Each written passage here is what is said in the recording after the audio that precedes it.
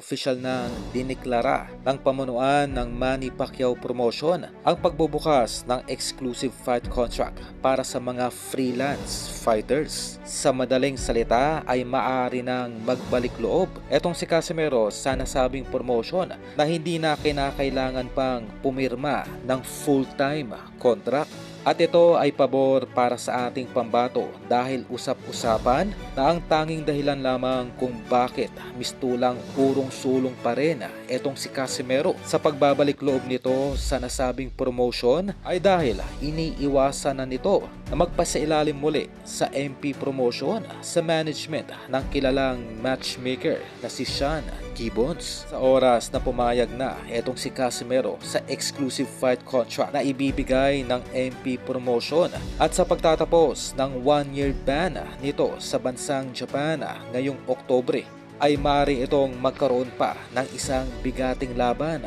kontra Naoya Inoue. Desperado ang nasabing matchmaker na makuha ang mega fight nitong si Naoya Inoue kontra Casimero at dito ay tiyak nakikita ng 10 beses na mas malaki itong si Gibbons kumpara sa mga naikasa nitong laban noon kay Inoue kontra Tapales, Fulton, Doheny, Nery at sa unknown Korean fighter. Ano pa man, ang lahat ng ito ay dedepende pa rin kung saan nanaisin nitong si Naoya Inoue na maganap ang naturang laban na maaring may kasari naman sa Saudi o sa Las Vegas.